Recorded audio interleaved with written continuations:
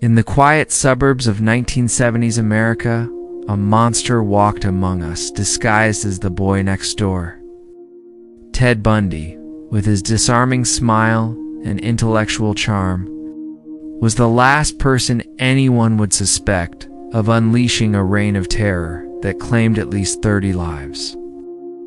But beneath that facade lurked a predator whose calculated brutality shocked the nation and redefined our understanding of evil. Picture the era: bell-bottom jeans, disco beats pulsing through the air, and a sense of youthful freedom on college campuses across the Pacific Northwest. It was the early 1970s, a time when hitchhiking was common and trust in strangers still lingered.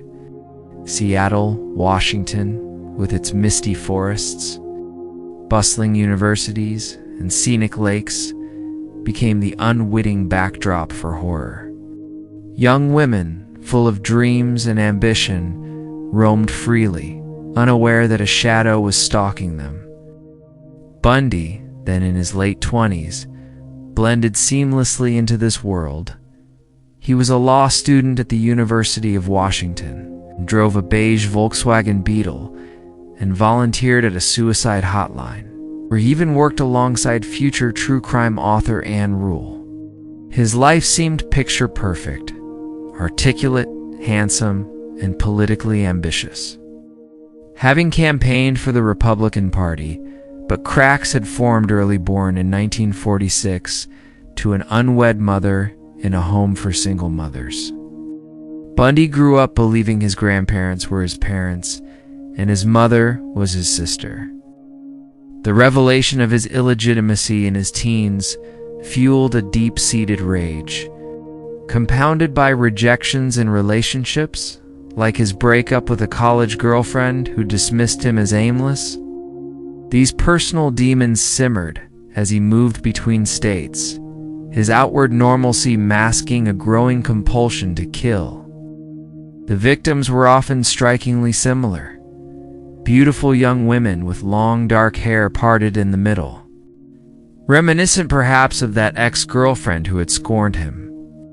Linda Ann Healy, a 21-year-old University of Washington student and aspiring broadcaster, was the first confirmed in Washington. She vanished from her basement bedroom in Seattle on January 31st, 1974, leaving behind a blood-stained pillow and no signs of forced entry. Then came Donna Gail Manson, 19, a student at Evergreen State College, who disappeared while walking to a jazz concert on campus in March. Georgianne Hawkins, 18, a sorority sister at UW, stepped out one night in June to say goodnight to her boyfriend and was never seen again.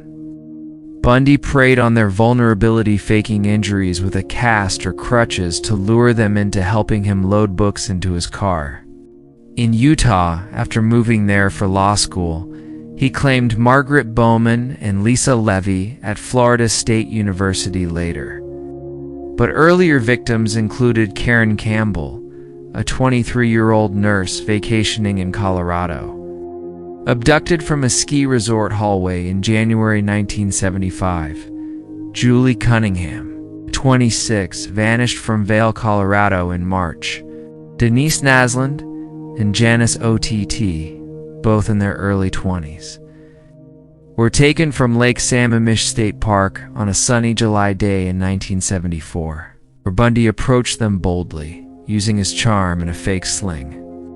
In Florida, his final spree targeted 12-year-old Kimberly Leach, a middle schooler snatched from her school grounds in Lake City in February 1978.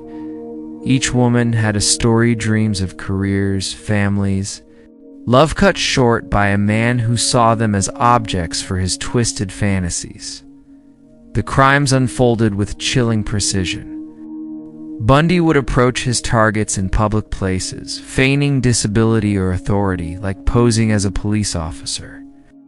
Once isolated, he'd bludgeon them unconscious with a crowbar or log, then strangle them. He transported bodies to remote wooded areas in Washington's Taylor Mountain or Issaquah sites, where he'd revisit them for necrophilic acts, sometimes decapitating heads and keeping them as trophies. In one gruesome detail, he admitted to shampooing victims' hair and applying makeup post-mortem. The Lake Sammamish abduction stood out. Witnesses saw a man named Ted in a sling, driving a VW Bug, matching Bundy's description. In Colorado, he broke into the Chi Omega sorority house in Tallahassee on January 15, 1978. In a frenzied attack, he bludgeoned and strangled Lisa Levy, 20, biting her deeply enough to leave dental impressions. Margaret Bowman, 21, was beaten with a club and garroted. Karen Chandler and Kathy Kleiner survived brutal assaults in their rooms. Just blocks away that same night, he attacked Cheryl Thomas in her apartment, but she lived. His methods of all-early kills were methodical, but in Florida, fueled by desperation after escapes, they became more impulsive and savage. He confessed to 30 murders across 7 states, but estimates suggest up to 100, with some bodies never found, like those dumped in rivers or ravines.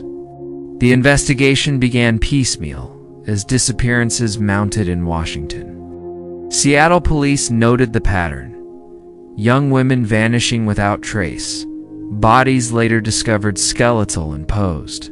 Composite sketches from Lake Sammamish witnesses circulated. Tips poured in, including from Ann Rule and Bundy's girlfriend Elizabeth Klopfer, who suspected him after seeing news reports matching his car and behavior. In August 1975, Utah police pulled him over for suspicious driving. Search revealed burglary tools, handcuffs, and a ski mask items he called his kit. Arrested for kidnapping Carol Duranch, whom he'd tried to abduct in November 1974 by posing as an officer, he was linked to Karen Campbell's murder via credit card records. Convicted in Utah for Duranch's attempted kidnapping in 1976, he was extradited to Colorado for trial. Detectives like Bob Keppel in Washington and Jerry Thompson in Utah pieced together evidence, but Bundy stonewalled. Nationwide coordination was hampered by jurisdictional silos, but dental experts and fiber analysis began building cases. Then came the twists that captivated the world. In June 1977, Bundy escaped from a Colorado courthouse library by jumping out a second-story window during a recess in his murder trial.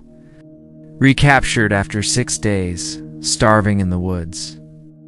He escaped again in December 1977 by sawing a hole in his jail cell ceiling, losing 30 pounds to squeeze through, and fleeing to Florida under aliases. There, he lived freely for weeks, stealing to survive, before the Chi Omega rampage exposed him.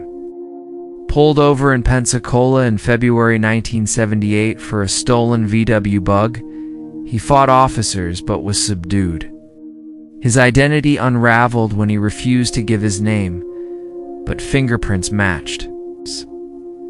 In custody, Bundy played mind games, initially denying, then confessing in third person, finally spilling details to detectives like Keppel in a bid to delay execution, revealing burial sites and methods. Revelations poured out: his pornography addiction, necrophilia, and how he felt possessed during kills. The bite mark on Lisa Levy matched his crooked teeth perfectly in court. A forensic breakthrough. Justice came slowly but inexorably. Tried in Miami for the Chi Omega murders in 1979. Bundy acted as his own attorney, turning the courtroom into a circus, proposing to witness Carol Ann Boone during testimony, who later bore his child. Convicted and sentenced to death, he faced another trial for Kimberly Leach's murder, earning 2 more death sentences. Appeals dragged for a decade, with Bundy manipulating the system. But on January 24, 1989, at Florida State Prison, he was executed in the electric chair at age 42. His last words: "I'd like you to give my love to my family and friends." Outside, crowds cheered, holding signs like "Burn, Bundy, burn." Families found partial closure, though many bodies remained missing, and survivors like Derange and the sorority women carried lifelong scars.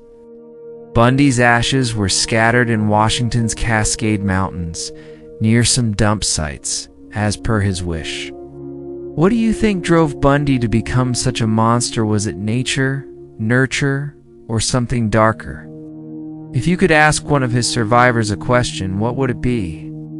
And how has this case changed the way we view stranger danger today? If you found this deep dive into Ted Bundy's horrors chilling, hit that like button. Subscribe for more true crime stories that uncover the darkest chapters of history, and turn on notifications so you never miss an upload. Drop your thoughts in the comments below. What's the most shocking detail to you?